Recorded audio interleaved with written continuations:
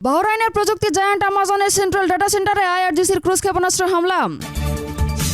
ইরানের পারমাণবিক ঘাঁটিতে বড় হামলার শঙ্কা, যে কোনো মুহূর্তে শুরু হতে পারে যৌথ অভিযান, রুশ সংবাদ মাধ্যম আরটিআর চাঞ্চল্যকর তথ্য। পিক্যাক্স পাহাড়ের নিচে পারমাণবিক উপাদান, বঙ্কার বাস্টার বোমা যেখানে অকার্যকর, সেই 100 মিটার গভীর সুড়ঙ্গে ইউরেনিয়াম সেন্ট্রিফিউজ সরালো ইরান। এরপর জানাবো গাজা সিটিতে ইসরায়েলি ড্রোন হামলা, রাতে ঘুমন্ত অবস্থায় 3 শিশুসহ একই পরিবারের 5 ফিলিস্তিনি নিহত, ধ্বংস ঘরবাড়ি। আরও জানাবো ট্রাম্পের উপহারের বিমান নিয়ে বিতর্ক, কাতার থেকে পাওয়া নতুন এয়ারফোর্স ওয়ান পর্যাপ্ত নিরাপত্তাহীনতায় ফের পাঠানো হচ্ছে ওয়ার্কশপে। সর্বশেষ জানাবো বিশ্বকাপ জয়ে স্পেনে মানুষের ঢল, স্প্যানিশ ফুটবল দলের ঐতিহাসিক সংবর্ধনায় লাখ লাখ মানুষের বাঁধভাঙা উচ্ছ্বাস। দর্শক শুনছিলেন সংবাদ শিরোনাম, এরপর বিস্তারিত। তবে তার আগে অনুরোধ থাকবে, যদি আপনি ইরানকে ভালোবেসে থাকেন তাহলে ভিডিওটিতে একটি লাইক দিন, চ্যানেলটি সাবস্ক্রাইব করুন এবং কমেন্টে অবশ্যই ইরান জিন্দাবাদ লিখুন। ইরানের Islamic Revolutionary Guard Corps IRGC দাবি করেছে তারা বাহরাইনে অবস্থিত বিশ্বের অন্যতম শীর্ষ প্রযুক্তি প্রতিষ্ঠান আমাজনের একটি প্রধান ডাটা সেন্টার ক্রুজ ক্ষেপণাস্ত্র দিয়ে সম্পূর্ণ ধ্বংস করে দিয়েছে।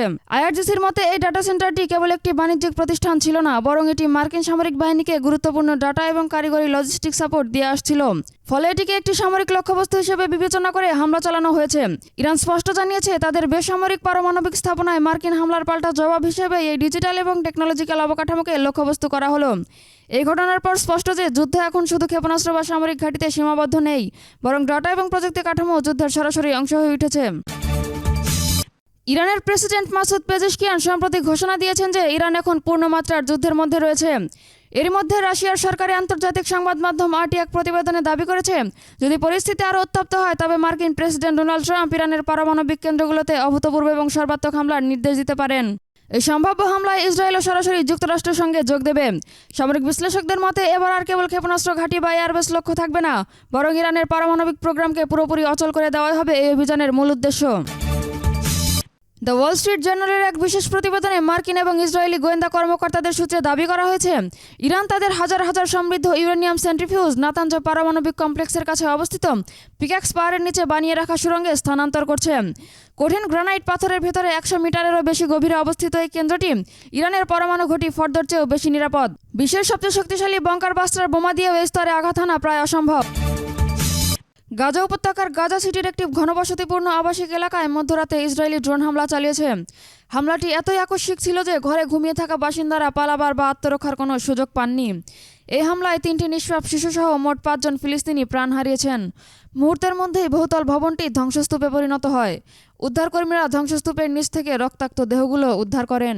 প্রতিবেদনের এই ধারাবাহিক হামলায় গাজার মানবিক পরিস্থিতির চরম আকার ধারণ করেছে।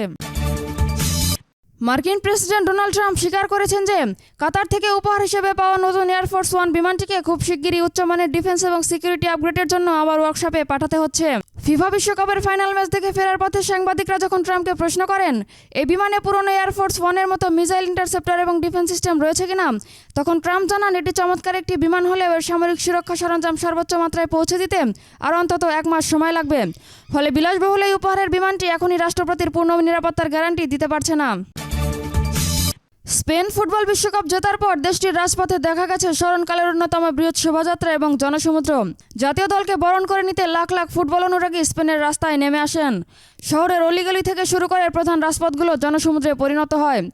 রাজনীতি এবং রাজনৈতিক জনসভার কৃত্রিম ভিড়কে ছাপিয়ে এই ঐতিহাসিক জয় উদযাপন স্প্যানিশদের জাতীয় ঐক্য এবং ক্রীড়াপ্রীতির এক উজ্জ্বল দৃষ্টান্ত স্থাপন করেছে।